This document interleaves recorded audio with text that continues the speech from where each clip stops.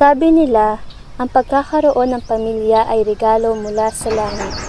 Pero para kay Liza, ang pamilya ay isang responsibilidad na paso niya magmula pa noong siya'y bata pa. Ay, nandito na yung sahod ko. Budget ko na nga. Panggastos, pambili sa anak ni nanay, pangkain ng mga kapatid ko. Ay, wala nang minatira sa akin.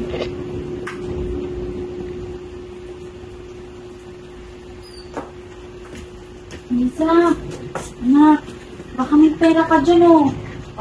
Naubos na yung pera na binigay mo sa akin kahapon. Tapos bibili ko pa ng gamot ko. Oh, yan oh. Pambili pa ng mga gastusin sa bahay. Reseta na naman? Ito yung binigyan mo ng reseta ng karana. Binigyan na kita pambili ng gamot nun. Ano binili mo? Alak? Alak ipapakain mo sa mga kapatid ko? Oo nga naman, Teo. Maraming sapatos ko. Sira na.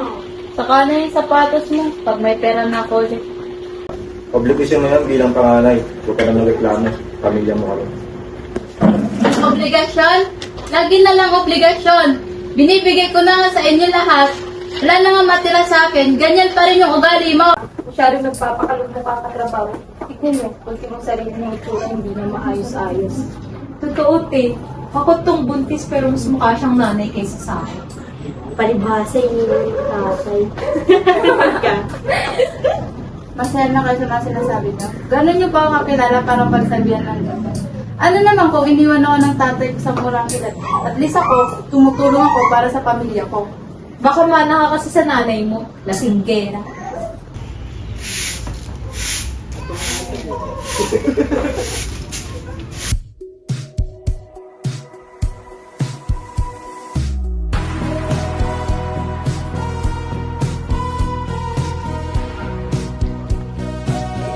Tuwing may madadaanan akong eskwelahan, hindi ko maiwasang isipin.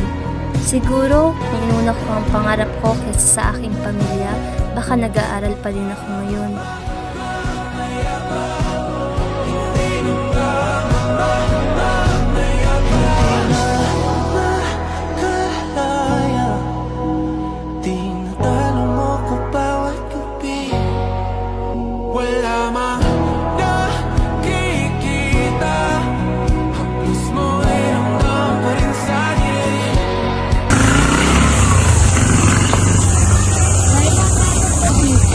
Itong 1 to 70.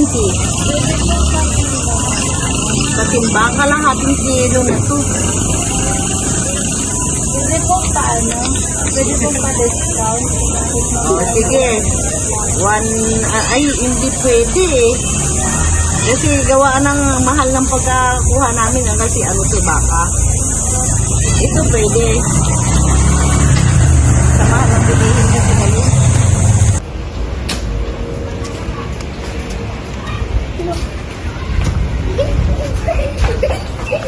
Oh, ba't nandito kayo sa labas? Okay, gugutom na kami. Si nanay nakandusay, lasing. Salamat.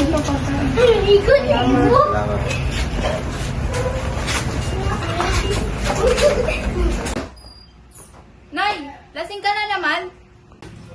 Ay, adya ka na pala. Bakit parang nagre-reklamo ka? Kung may pera ka, ilabas mo na lang. Dami mong dama. Hindi ka na nagbago. Sa gabing iyon, napagtanto niya ang katotohanan.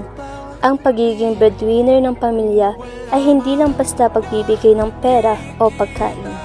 Ito ay ang pag-aalay ng sariling buhay, sariling oras at sariling mga pangarap para lamang mabuhay ang iba. Pare, may bara.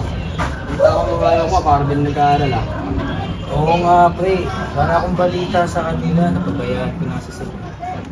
Ito po pala ko siya. Lalo yung pangalan mo, si Liza. Lalo pag trabaho, oras ng gabi mo. Kung alam ko lang ganun dadanasan ng mga anak ko, hindi sana ako umalis ng bansa para magtrabaho.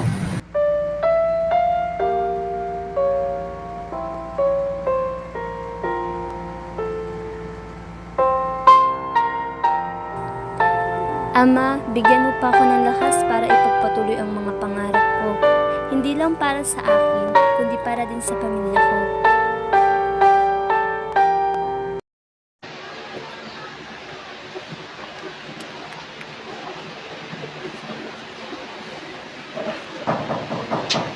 Tao po, ano po ba si Lisa Payaw?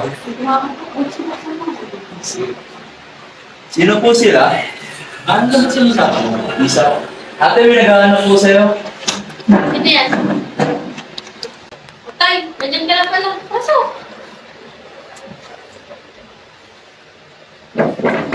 Ano tatay? Ang ginagawa mo na lang dito? Ano kasi, nakita ko siya sa park nung nakaraan. Tapos nag-usap kami, nag-ayos kami. Kaya inibitahan ko papunta ng graduation ko. Kahit na! Kita na pala kayo? Hindi ko sinasabi. Ganun na lang ba yun, te? Pamilya tayo dito ah! Tsaka ba, isa pa, hindi naman dapat iniimbita yung mga ganyang tao, di ba? Matagal niya tayong iniwan. Matagal niya tayong pinabayaan. Matagal niya tinakasan yung mga responsibilidad niya na dapat siyang gumagawa, hindi ikaw. Ano ba yan ang ingay-ingay niyo? Bumalik na kayong tatlo dun sa lamesa. Oh! Ikaw pala yan! Ginagawa mo dito! Muhay ka pa pala! Sino nag-invita sa'yo? Si Lisa. Lisa! Tara nga dito! Lisa, tara dito. Anong ginagawa niya dito? Ano na yun? Siya kasi yung naimbitahan ko yung pagpunta sa graduation ko. Oh, tapos? Nakita ko po siya sa park. Tapos, nag-usap ko kami. Humingi ko na ng tawad. Tawad ko po. Oh, Tapos yun po, sabi ko sa kanya, punta siya ng bahay para sabihin sa inyo yung magagawin. inimbitahan mo siya dito?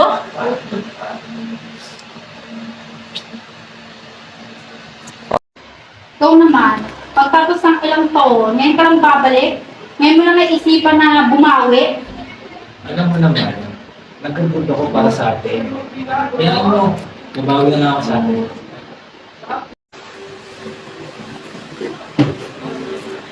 Tay,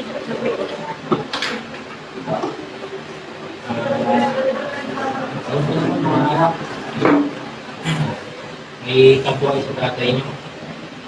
Tapos akong nawala ng ilang taon pag-abroad. Kaya dito ako ngayon para bumawi sa inyo. Kaya sana na ka. Sige na, tawagin mo din namin mo.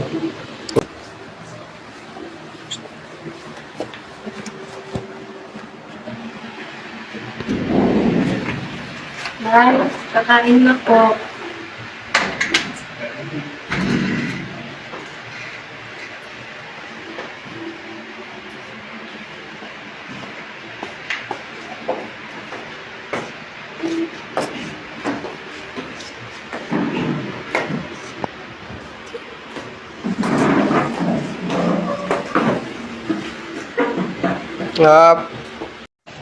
Nay, gusto, balik. Patawaran niya nga si tatay. Kahit balibalot talaga ng mundo, tatay pa rin natin ba at asawa ng nanay. Ma, mga anak, pasensya na kung ilang taon akong nawala galing kapatid ko. Kayaan niyo, ito naman si tatay. Bagay na ako sa inyo. Parang siya tayo ha? Muna kami iiwan tayo. Mga panatay, sa graduation, hindi makakapunta sa nanay. Pwede ikaw na lang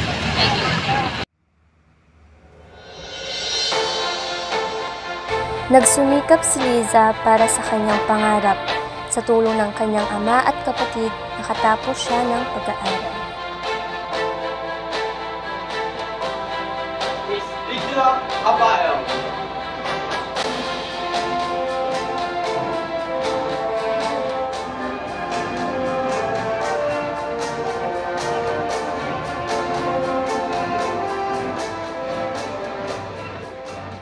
Magandang araw po sa ating lahat. Ako po si Lisa Payaw, estudyanteng muntik na sukuha ng pangarap, pero pinilit na sumubok at ipagpatuloy ang laban. Ngayon, hawak ko na ang papel na pinakamahalaga, hindi na yung papel na may kaakibat na pasahin, kundi papel na tumupad sa pangarap ko, ang diploma ko. Nay, tay, mga kapatid, para sa inyo ito. Hindi hadlang ang hirap ng buhay o anumang obligasyon para tuparin ang mga pangarap natin. Ang buhay ay hindi karera, kundi isang pagsubok lamang. Darating din ang lahat sa tamang oras. Yung tatay ni Lisa.